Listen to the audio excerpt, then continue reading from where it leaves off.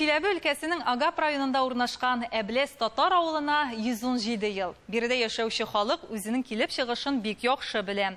Ата-бабаларыннан калган мирасны, тарихны, гореф-гадәтләрне кадерләп саклый. Моңа сез үзегез дә инанырсыз.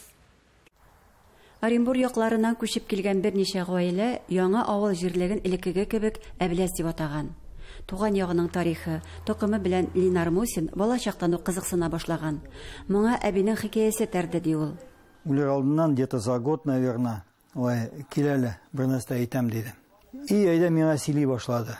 Кто мы такие? Каян килдек? Нинди туганлар? Нәселе казак катламлы татарларыннан икәнлеген ачыклагач, Линар Мусин атрибутлар, символлар, кагыйдәләрен һәм гореф-гадәтләрен өйрәнә башлый.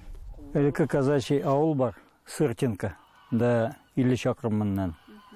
Ул Җимрилгән Ильич бузылык ятадыр шунда, малайлардан садында, забирайды. Вот кайтып без аны восстановили. Документаль тарихи китаплар күп укый, аннары архивларга бара, тарихчылар, туган якны өйрәнүчеләр белән очраша. Основательлар инде менә Бекмаметов, Мангушевлар, Уразаев, Мардеев, Магдеевлар. Аларның тукымлары һаман да торалар инде. Инде бер-беребезгә инде туган булдык.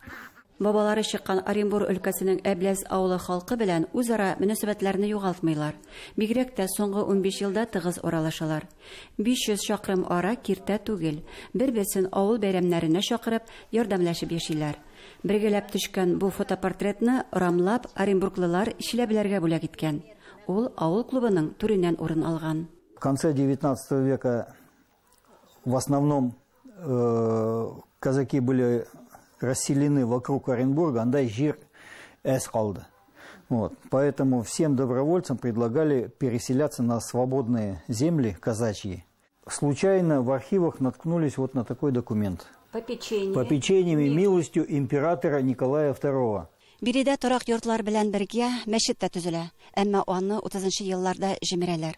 70 елдан соң гына авылда азан тавышлары яңгырый. Бу авылга нигез салучыларның тукымы Рим Уразаев яңа мәчет төзүгәч мөмкин була. Аллаһу акбар. Аллаһу акбар. Аллаһу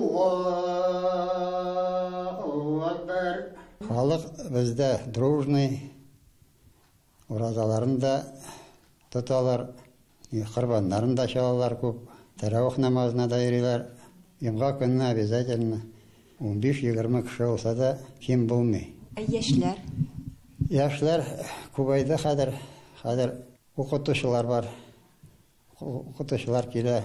Мәчет территориясендә авылга нигез салучылар истәлегенә һәйкәл куелган. Рим Уразаев. Ул инициатор булды инде. Бабалар хәтеренә кадер-хөрмәт белән яши биредә халык. Беренче дөнья сугышында катнашып, патша орденнары белән бүләкләнгән 10-тән артык Әбләс кешесен архивлардан эзләп ачыклаганнар.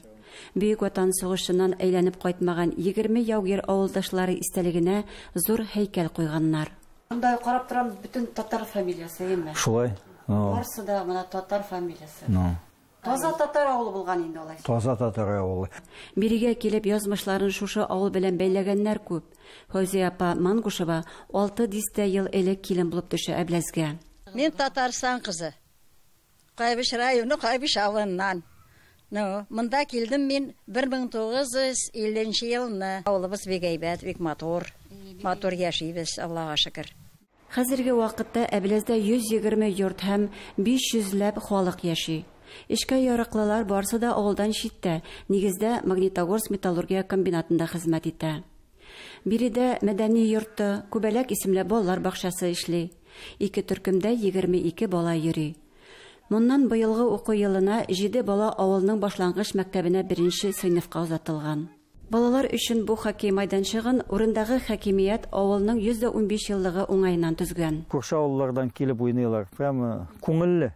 Ата-бабалар тарихи, традициялар кадерләп сакланган Әбләздә халык аның киләчәге турында хәстәрләп яши. Чиләбе өлкәсенең Агап районыннан Гөлдәр Хафизова, татарлар.